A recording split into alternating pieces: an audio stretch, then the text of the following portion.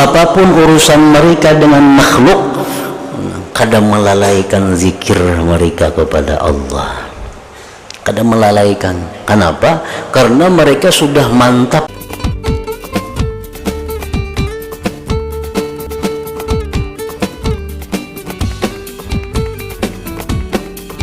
Makna kalam Imam Al-Ghazali rahimahullah wa nafa'ana bi'ulumi, pada khabar-khabar yang terdahulu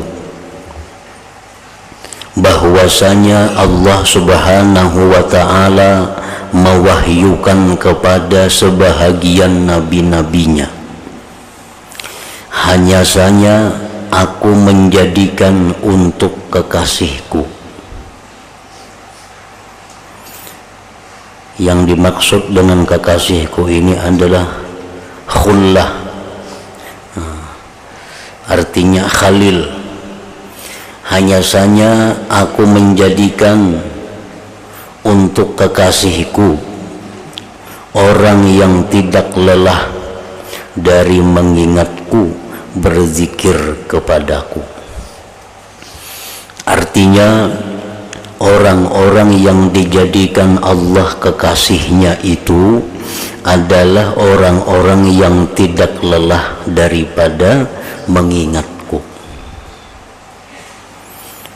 berzikir kepadaku. Nah, itu jangan diartikan sempit bahwa yang dimaksud dengan berzikir itu adalah orang yang mengucap la ilaha illallah, karena kita kadang mungkin dalam 24 jam mengucap la ilaha illallah itu. Bukan diartikan dengan zikir itu orang-orang yang mengucap istighfar, salawat, atau Allah Allah atau hu. Karena manusia manapun kada akan bisa selama 24 jam hanya itu yang diucapnya, hanya itu yang diingatnya. Tetapi pengertian zikir di sini adalah secara luas, bahwa apabila kita melihat segala sesuatu, apapun sesuatu itu, kita lihat sesuatu itu tidak terlepas daripada Allah Subhanahu wa ta'ala, maka itu adalah termasuk daripada zikir kepada Allah. Apapun yang kita lihat, apabila kita melihat itu sesuatu kada terlepas daripada Allah, itu adalah zikir. Dan ini bisa mungkin kita lakukan terus menerus, baik dalam keadaan berdiri, berjalan, berduduk, berbaring, bergaul, berdagang. Nah, itu bisa dilakukan, bahwa kita melihat sesuatu, apapun sesuatu itu, kita lihat dia, bahwa dia itu tidak bisa terlepas daripada Allah Subhanahu wa ta'ala. Maksudnya sesuatu itu kada terlepas dari Allah, bukan dipaham bahwa Allah itu berikit lawan sesuatu itu. Nah, itu pengertian yang membahayakan. Allah tidak akan lepas daripada makhluknya sekejap jua pun. Jangan dipaham itu betikap, kayak berikit itu. Artinya Allah Ta'ala itu kada lepas daripada makhluknya. Satu, pengetahuannya. Dimanapun makhluk itu berada, pengetahuan Allah selalu ada. Artinya bahwa Allah itu selalu mengetahui kapanpun, dimanapun keadaan makhluknya. Satu. Jadi bisa kita artikan bahwa Allah itu kada lepas dari makhluk. Nah, nang kada lepasnya apa? Satu, ilmunya. Ilmunya. Innallaha bikulli syai'in muhita. Allah itu dengan tiap-tiap sesuatu itu meliputi. Nah, yang kedua yang tidak lepas makhluk ini daripada Allah adalah penglihatan Allah.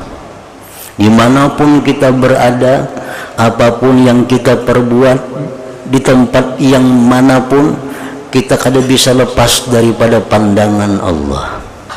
Nah, kada lepas dari pandangan Allah. Nah, jadi bisa kita katakan Allah tuh kada lepas dari segala sesuatu. Nah, bisa kita artikan bahwa Allah itu tidak terlepas daripada makhluknya, daripada segi pemeliharaannya. Karena setiap makhluk per detik, per kejap selalu perlu perlindungan Allah, pemeliharaan Allah. Sekejap juga pun makhluk itu lepas daripada pemeliharaan Allah, maka makhluk itu binasa. Nah, jadi dengan ini bisa juga kita sebut bahwa Allah tuh kada bisa lepas daripada makhluknya. Nah, jadi ini merupakan inti daripada zikir. Kita berzikir la ilaha illallah, la ilaha illallah berapa kali sehari? Ada yang 1000 mungkin, ada yang 2000, siang malam 1000, ada yang siang 5 malam 5. Nah, itu sebenarnya adalah latihan untuk membiasakan hati agar selalu ingat kepada Allah. Itu fungsinya kita disuruh memperbanyak zikir lafzi. Kita disuruh memperbanyak zikir berapa ribu sehari supaya hati kita ini jadi dengan zikir itu. Bila mana hati kita itu sudah jadi dengan zikir, sehingga kita melihat apapun, maka apapun itu kada akan terlepas lagi dari Allah Subhanahu wa ta'ala. Nah, orang-orang yang dijadikan Allah kekasihnya itu, satu, mereka itu kada lelah daripada mengingat Allah. Nah, kada lelah mengingat Allah, artinya kada lelah apa? Selalu ingat Allah. Melihat si fulan ini, nah, dia melihat bahwa fulan itu kada lepas dari Allah. Melihat barang ini kada lepas daripada Allah. Melihat apapun kada lepas daripada Allah. Ilmu Allah, penglihatan Allah, pengawasan Allah, pemeliharaan Allah. Nah, jadi itulah satu dahulu, orang yang dijadikan Allah kekasih itu orang yang selalu ingat kepada Allah. Kalau mesti aktivitasnya sembahyang, karena kekasih Allah itu banyak yang jadi petani, banyak kekasih Allah itu yang pedagang, ada kekasih Allah itu pejabat, ada kekasih Allah itu ulama, cendekiawan, ada kekasih Allah itu buruh, ada kekasih Allah itu perempuan-perempuan pembantu. Itu kalau jadi masalah pekerjaan mereka. Tetapi intinya kekasih Allah itu apapun pekerjaan yang mereka kerjakan, mereka selalu ingat akan Allah Subhanahu wa ta'ala. Ingatnya itu yang jadi pedoman, bukan pekerjaannya. Berapa banyak orang yang salat sampai hitam dahinya, tapi hatinya lupa kepada Allah. Berapa banyak orang yang kelihatan jadi buruh, tapi hatinya selalu ingat kepada Allah. Ingatnya itu yang dipandang oleh Allah, bukan pekerjaannya, bukan aktivitasnya.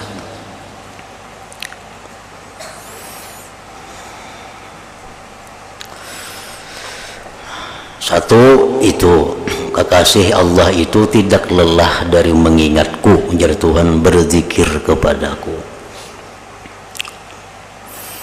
Jadi jangan aneh, jangan heran kalau melihat kekasih Allah itu mereka kada terlihat berzikir lisan.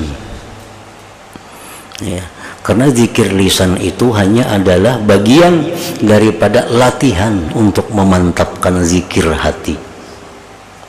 Nah, karena zikir lisan ini hanya merupakan bagian untuk memantapkan zikir hati. Bagi orang-orang yang sudah hatinya sudah kada lupa lagi dengan Allah, mungkin dia meninggalkan zikir lisan itu. Banyak aulia Allah tuh kada kelihatan zikirnya, kada kedengaran zikirnya, tapi hati mereka selalu ingat kepada Allah. Yang kedua, ujar Tuhan, orang yang kujadikan kekasih itu dan ia tidak mengutamakan sesuatu dari makhlukku mengalahkanku.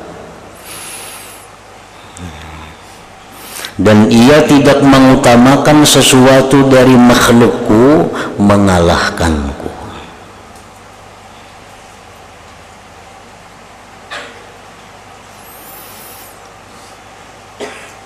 Nah, di sini artinya bahwa kekasih Allah itu dia melihat bahwa makhluk itu ia makhluk, tetapi pandangan mereka makhluk itu kada berdaya apa-apa kalau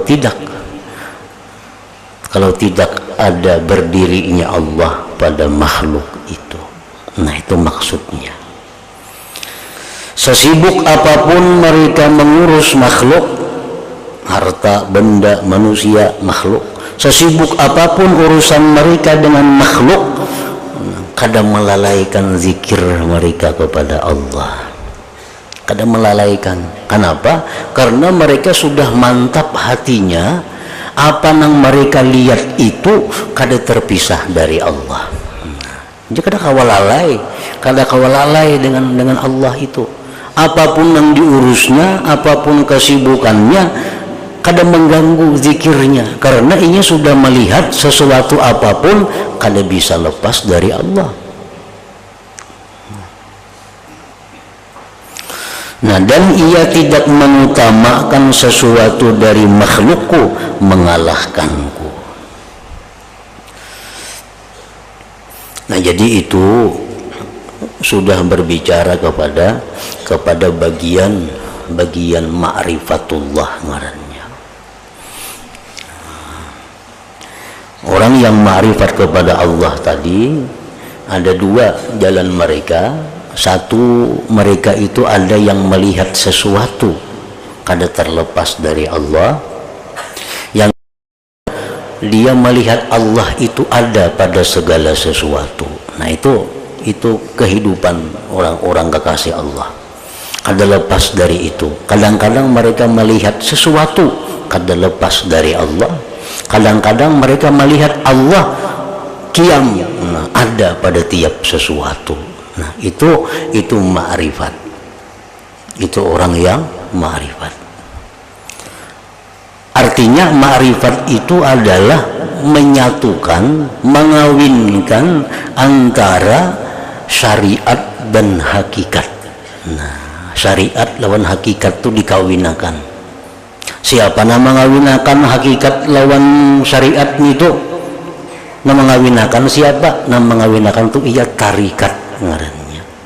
Tarikat itu kita jalani untuk bisa memaduakan antara hakikat dengan syariat.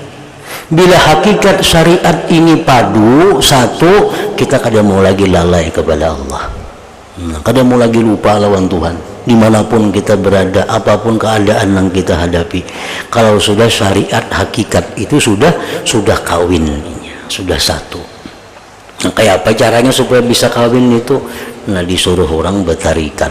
Nah, tarikat itu artinya jalan untuk menuju perkawinan antara syariat dan hakikat.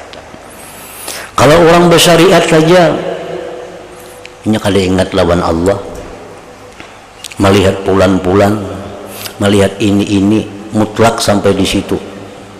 Itu orang bersyariat saja. Kalau orang berhakikat saja, ini kali ingat lagi lawan sesuatu samuan dilihatnya Allah, kada kewajiban itu.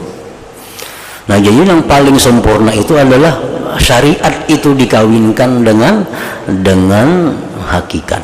Nah, itu ngarannya adalah ma'rifatullah. Nah, jadi melihat sesuatu, ya sesuatu juga, melihat orang-orang juga, tapi orang itu kada lepas dari Allah. Nah, itu ngarannya sudah kawin syariat lawan hakikat. Kalau melihat orang itu, ingat orang itu aja, ngarannya syariat. Kalau inya melihat orang, kada lagi melihat orang, melihat Allah semata, ngarannya hakikat saja itu. Nah, Jadi yang disuruh tuh kita melihat orang-orang, tapi orang tuh kada bisa lepas dari Allah. Nah, bila kita macam itu, kawa kita 24 jam zikir kepada Allah. Walaupun kita guring kita pun guring berzikir ngarannya. Bila sudah kawa yang macam itu. Jadi itu gunanya tarikat. Tarikatnya supaya kawa ke jenjang itu.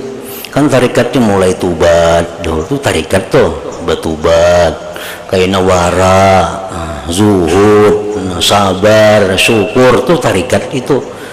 Ujungnya supaya bisa menyatukan antara hakikat dan syariat tadi. Jangan dibuang syariat tuh, kada boleh dibuang. Syariat tuh tubuhnya Nabi. Orang meniadakan syariat sama meniadakan Nabi. Nah, hakikat pun kada boleh dibuang. Dibuang hakikat sama meniadakan roh Nabi. Kada kawa. Nabi kita hidup. Nabi kita punya jasad dan punya roh. Berarti harus ada hakikat dan syariat itu. Orang saraba Allah Ta'ala tapi kada bersembayangan tuh hantu. Kada bersembayangan, puasa kada, sembahyang kada. Jadinya aku mandang hakikat saja. Enggak tuh jangan bermakanan juga. Jangan bermakanan lagi, jangan berminuman lagi, jangan berguringan lagi. Ingatan Allah Ta'ala lagi semacam lagi. Nah, jadi itu sesuatu yang kada bujur, sesuatu yang salah. Kalau hanya hakikat yang dikaji. Syariat itu wajib ada. Buktinya apa? Lahirnya Nabi. Itu menunjukkan bukti adanya syariat. Hakikat itu pun ada, buktinya adanya roh Nabi kita. Jadi dua itu mesti dikawinakan supaya normal. Bila sudah itu jadi satu, nah mengingat Allah itu kada ada lapahnya. Dengan sendirinya ingat Allah. Nah kemudian lagi kada bakalan mau utamakan makhluk daripada Allah, karena sudah tahu makhluk itu kada bisa lepas dari Allah. Nah, jadi amun kita berpaksaan mengingat Allah baharianan kada kawa, kada mampu kita, kada mampu. Jadi intinya orang yang jadi kekasih Allah itu orang yang ma'rifat dengan Allah. Orang yang ma'rifat dengan Allah. Ma'rifat dengan Allah macam apa? Ya, yang kayak tadi, orang yang bisa menyatukan antara hakikat dan syariat. Nabi kita dalam perang Badar itu disuruh oleh Allah untuk meluntarkan pasir.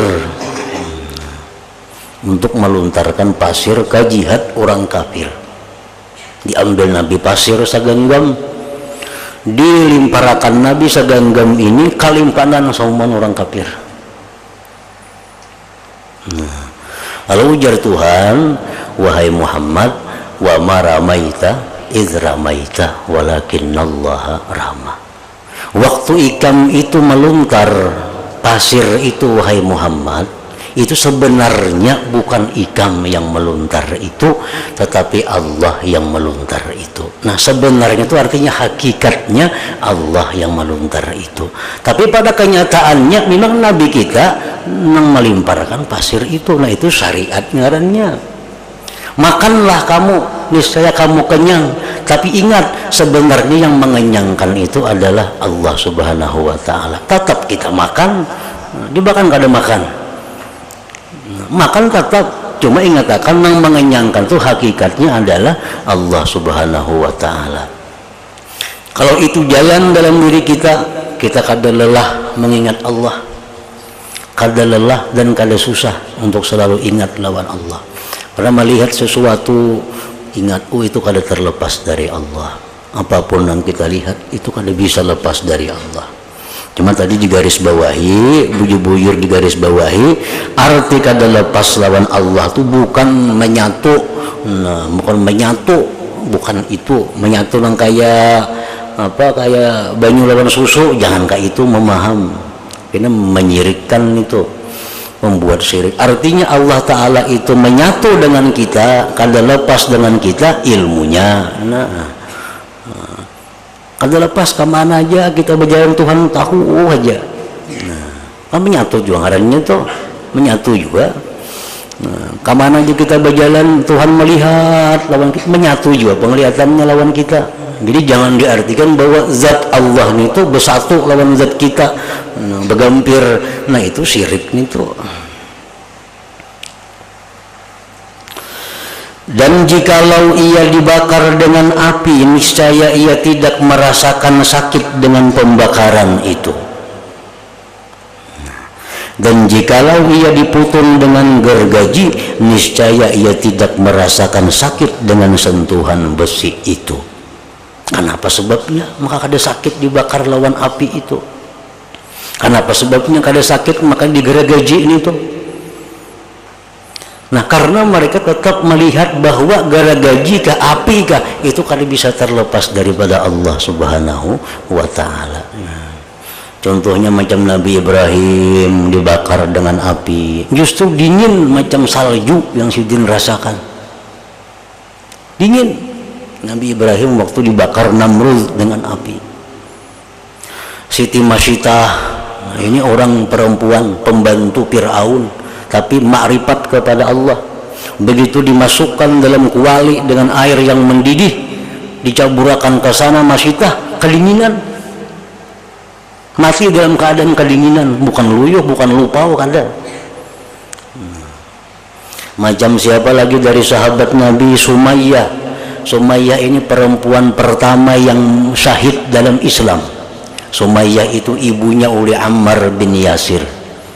Dipaksa oleh orang kafir agar meninggalkan Islam.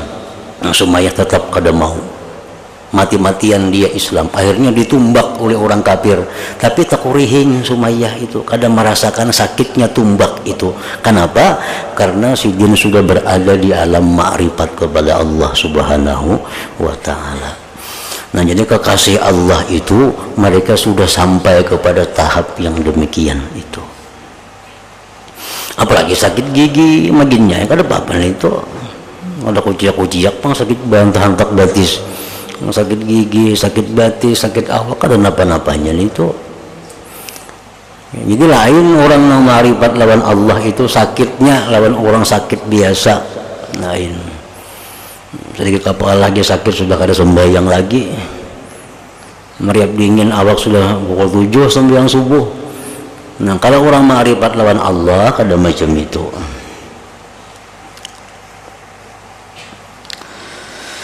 Nah, maka barang siapa yang tidak sampai kepada dikalahkan oleh kecintaannya kepada batas ini, maka dari manakah ia tahu yang di belakang kecintaan ini dari karamah-karamah dan mukasyafah-mukasyafah. Allah itu membukakan hal-hal yang gaib. Allah memberikan karamah-karamah itu kepada orang-orang yang cinta kepada Allah dan dicintai oleh Allah. Nah, sedangkan cinta itu didapat sesudah melalui proses demikian. Kada lelah berzikir kepada Allah, selalu mengutamakan Allah daripada makhluknya. Nah, sesudah proses itu hanya didapat cinta kepada Allah.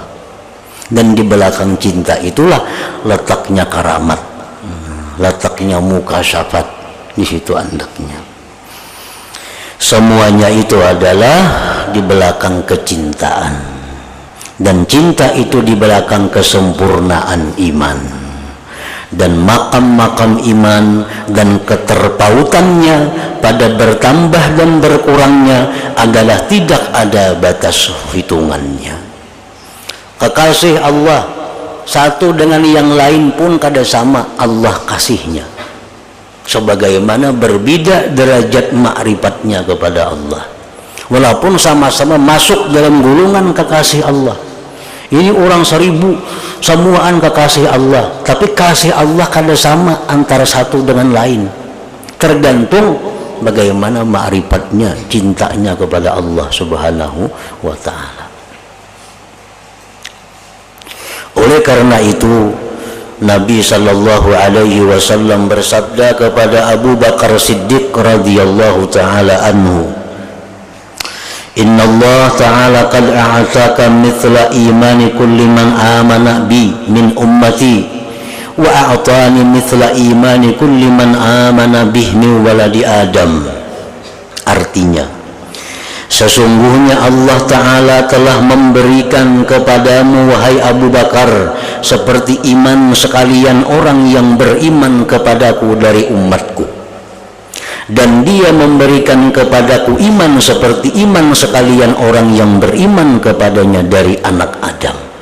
Artinya iman seluruh manusia mulai Adam sampai hari kiamat ditimbang dengan imannya Nabi kita, berat iman Nabi kita. Ditinggal Nabi kita sekong, timbang iman seluruh orang yang beriman dengan Nabi kita ditimbang dengan imannya Abu Bakar, maka menang imannya Abu Bakar Siddiq itu. Jadi antara Abu Bakar, Umar, Utsman, lain-lainnya itu semuaan itu kekasih Allah. Semuaan kekasih Allah. Sahabat-sahabat Nabi itu kekasih Allah semuaan. Tapi derajat mereka itu berbeda-beda di sisi Allah, walaupun sama pada kekasih Allah. Bedanya apa? Karena iman mereka. Abu Bakar Siddiq orang yang pertama beriman dengan Rasulullah Sallallahu Alaihi Wasallam dari kalangan luar. Dari kalangan luar, orang yang pertama Islam percaya dengan Allah dan Rasul itu Abu Bakar Siddiq. Di saat orang ingkar lawan Nabi, Abu Bakar yang pertama beriman. Nah, di kalangan perempuan yang pertama menganut Islam adalah Siti Khadijah radhiyallahu anha. Itu bebinian pertama yang percaya dengan Allah dan Rasul. Di kalangan keluarga Nabi yang pertama mengakui Nabi itu adalah Sayyidina Ali bin Abi Thalib karramallahu wajhah. Nah, di antara tiga ini kada tahu nama nang pendahuluan. Itu golongan ahlu sunnah demikian. Apakah nang terdahulu Sayyidina Ali kah? Apakah yang terdahulu itu Abu Bakar kah? Apakah yang terdahulu itu Siti Khadijah kah?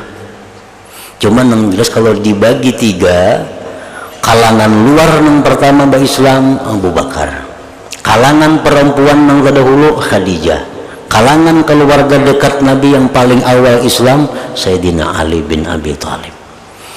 Ada pendapat yang lebih mendekati kepada kebenaran, orang yang pertama beriman kepada Nabi itu sebenarnya adalah Khadijah radhiyallahu anha. Itu pertama kali manusia yang beriman kepada Rasulullah Sallallahu Alaihi Wasallam. Kenapa sebabnya Khadijah itu disebutkan orang yang pertama percaya kepada Nabi? Karena begitu Nabi dituruni Jibril, Nabi kita ketakutan, menggetar. Pertama-tama Nabi kita mengadukan itu kepada Khadijah radhiyallahu anha, bukan kepada yang lain. Dan itu hadis Imam Bukhari. Pertama Nabi datang dari Gua Hira itu ke rumah, lapor kepada Khadijah, wahai Khadijah, aku dapat ini. Udah Khadijah, kamu jangan khawatir wahai Muhammad, Allah pasti bermaksud baik kepada engkau. Allah kada akan mencelakakan engkau. Engkau berbuat baik kepada orang, engkau penyayang kepada orang, engkau membantu kepada orang, kada mungkin Allah menyia-nyiakan engkau. Nah, itu kalimat dimaknai adalah sebagai imannya Khadijah kepada Allah dan Rasulnya.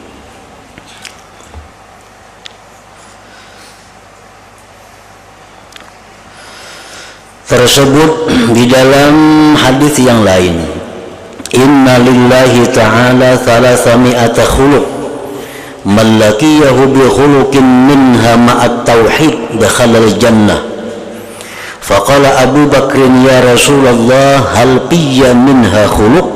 Faqala kulluha fik ya Abu Bakar wa ahabbuha ila Allah ta'ala as-sakha. Artinya sesungguhnya Allah Ta'ala mempunyai 300 akhlak yang terpuji seluruhnya. Tidak ada akhlak Allah yang tidak terpuji. Ada 300 akhlak. Barang siapa menemuinya, artinya barang siapa mati dengan membawa satu akhlak daripada yang 300 itu disertai dengan iman, tauhid, niscaya ia masuk surga. Kada usah 10, kada usah 2, sabuting aja ada akhlak Allah nang kita bawa mati, asalkan kita iman, masuk surga.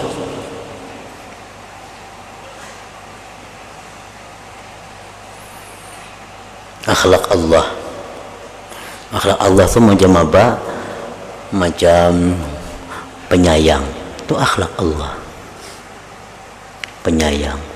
Apalagi akhlak Allah itu pemberi rezeki, itu akhlak Allah. Apalagi akhlak Allah itu pelindung, pendidik, pemelihara, pengasuh, itu akhlak Allah. Pokoknya jumlahnya ada 300 macam akhlak Allah itu. Sebuting aja kita membawa itu mati, sudah surga, asal beriman tapinya. Abu Bakar Siddiq bertanya, wahai Rasulullah, adakah padaku satu akhlak daripadanya? Ulun nipang ujar Abu Bakar, wahai Rasulullah, adalah dapat nang 300 akhlak itu. Beliau bersabda, Rasulullah sallallahu alaihi wasallam, kesemuanya ada padamu wahai Abu Bakar. Ikan buka 300-nya ada Abu Bakar, akhlak Allah pada engkau. Padahal sabuting aja sudah ke surga mati. Ini ke 300-nya ada pada diri Abu Bakar, akhlaknya Allah subhanahu wa ta'ala. Akhlak yang paling dicintai oleh Allah daripada yang 300 itu adalah pemurah. Pemurah itu akhlak yang paling disukai oleh Allah. Pemurah itu artinya memberi sesuatu kada pilih kasih. Itu kan akhlak Allah, memberi sesuatu kada pilih kasih. Berarti Allah, orang yang menyembah bintang tetap diberi Allah juga. Orang yang menyembah berhala sugih pada orang Islam. Orang yang menyembah bintang dijaga juga oleh Tuhan. Orang yang menyembah matahari disihatakan juga, dipintarakan juga oleh Tuhan. Itu bagian daripada saha pemurahnya Allah itu. Jadi antara 300 akhlak Allah tadi yang paling mulia pemurah. Jadi memberi sesuatu kepada orang itu jangan karena kebaikan orang itu, jangan karena berhubungnya nih baik lawan aku, berhubungnya rancak aku, membantu aku, nah itu yang diberi, nah itu kada pemurah ngarannya lagi. Nang bangaran pemurah itu orang yang memberikan sesuatu tanpa memandang apa-apa. Pokoknya aku memberikan duit hari ini 100.000 kepada makhluk Allah, siapapun mereka makhluk Allah. Nah itu orang pemurah. Baik itu orang yang memusuhi aku, baik itu yang membantu aku, baik itu yang mencintai aku, pokoknya semuaan ku beri. Nah itu pemurah ngarannya. Rasulullah SAW bersabda, as-sakha khuluqullahil a'zam. Pemurah itulah, ujar Nabi, akhlak Allah yang paling agung, itu pemurah. Dan Nabi sallallahu alaihi wasallam bersabda, ra'aitu mizanan dulliya minas sama fawudi'atu fi kaffatin wa wudi'at ummati fi kaffatin farajahtu bihim wa wudi'a Abu Bakrin fi kaffatin wa ji'a bi ummati fawudi'at fi kaffatin farajaha bihim. Artinya, ujar Nabi kita, saya melihat timbangan amal diulurkan dari langit, lalu diletakkanlah saya pada daun timbangan, dan diletakkan umatku pada daun timbangan yang lain, maka saya lebih berat dari mereka. Iman Nabi lebih berat dari iman seluruh manusia.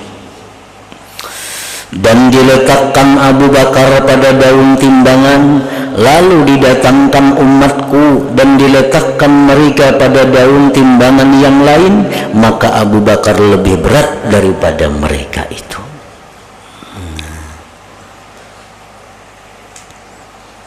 Jadi Abu Bakar lebih berat. Nah, lalu timbul kita pertanyaan, napa garang hebatnya Abu Bakar itu, keharatan Abu Bakar itu. Apa keistimewaannya Abu Bakar sampai sedemikian hebatnya? Nabi kita menyatakan, ma faddalakum Abu Bakrin bi salati wal siyam walakin syai'un waqara fi sadrih. Ujar Nabi, Abu Bakar itu, ujar Nabi, tidak melebihi kalian karena dia banyak sembahyang, bukan. Karena dia banyak puasa, bukan. Tetapi Abu Bakar itu melebihi dari kalian dengan sebab ada sesuatu yang tersimpan di dalam hatinya. Itu yang menyebabkan Abu Bakar lebih unggul dari yang lainnya. Bukan karena banyak sembahyang, kada. Bukan karena banyak puasa, kada. Tapi ada sesuatu yang tersimpan di hati Abu Bakar yang menyebabkan itu menjadi lebih mulia dari yang lainnya. Nah, sesuatu itu apa? Nah, para ulama mengatakan sesuatu itu adalah ma'rifatullah, ma'rifat kepada Allah. Nah, Abu Bakar lebih unggul ma'rifatnya daripada yang lainnya. Dan itu kehebatan ma'rifat Abu Bakar Siddiq ini dibuktikan waktu beliau wafat, waktu Rasulullah wafat. Nah, waktu Rasulullah wafat itu ada sahabat yang diam, kada bisa sepatah kata pun berkata-kata. Begitu sampai kabar Rasulullah wafat, jadi bisu, kada bisa berkata-kata karena kagum mendengar berita Rasulullah wafat. Nah, di sini kelompok Sayyidina Ali karramallahu wajhah, begitu sampai kabar mengetahui Sayyidina Ali Rasulullah wafat, Sayyidina Ali itu diam, kada bersuara sepatah kata. Nah, begitu ada sahabat Nabi begitu mendengar Rasulullah wafat itu hilang akal. Contohnya seperti Umar bin Khattab. Umar bin Khattab waktu mendengar kabar Rasulullah wafat, Umar hilang akal. Sehingga Umar berkata, ujar Umar, siapa yang madahkan Rasulullah wafat, kubunuh. Nah, hilang akal. Abu Bakar begitu dikabari Rasulullah wafat, nah, Abu Bakar berkata, ala man abada Muhammadan fa inna Muhammadan qad mat wa man abadallah fa inna Allah hayyun la yamut. Ujar Abu Bakar, siapa-siapa yang menyembah Muhammad, Muhammad wafat. Siapa yang menyembah Allah, Allah hidup dan tidak akan wafat. Nah, itu menunjukkan ma'rifat Abu Bakar melebihi daripada ma'rifat yang lainnya. Beliau bisa menerima musibah yang paling besar dengan ketenangan hati. Itu kuncinya ma'rifat itu di situ. Menemui musibah yang berat, kawa dengan tenang, kawa dengan tentram. Itu menunjukkan unggulnya ma'rifat Abu Bakar dari sahabat-sahabat yang lainnya itu. Dan beserta ini seluruhnya, maka sungguh adalah istighraqnya Rasulullah SAW dengan Allah Ta'ala. Istighraq artinya tenggelamnya Rasulullah dengan Allah, yang mana tidak muat lagi hatinya untuk menjadikan kekasih selain dari Allah Ta'ala. Rasulullah itu hati beliau penuh mencintai Allah, sehingga kada bisa lagi ada orang yang masuk dalam hati Rasulullah untuk dijadikan sidin kekasih, kada ada lagi, karena sudah penuh dengan Allah. Nah, Rasulullah bersabda, "Lau kuntu muttakhidan minnan nas khalila latakhastu Abu Bakrin khalila walakin sahibukum khalilullah ta'ala." Artinya, ujar Nabi, jikalau saya menjadikan kekasih dari manusia, niscaya saya menjadikan Abu Bakar sebagai kekasih. Dan Nabi jakanya aku nih kawal lagi maulah kekasih yang lain pada Allah. Ada manusia yang kulah kekasih, Abu Bakar kulah kekasih, tapi hatiku hibak sudah kada muat lagi. Nah, walakin sahibakum khalilullah ta'ala, akan tetapi ujar Nabi, temanmu ini, maksudnya sidin bro, diri sidin ini adalah kekasih Allah Ta'ala. Yang dimaksud oleh Nabi adalah diri beliau sendiri. Nah, Jadi sampai demikian artinya penuhnya hati Nabi dengan mencintai Allah, sehingga kada muat lagi mencintai siapa jua pun selain daripada Allah subhanahu wa ta'ala. Nah oleh karena itu iman Nabi melebihi dari iman siapa jua pun.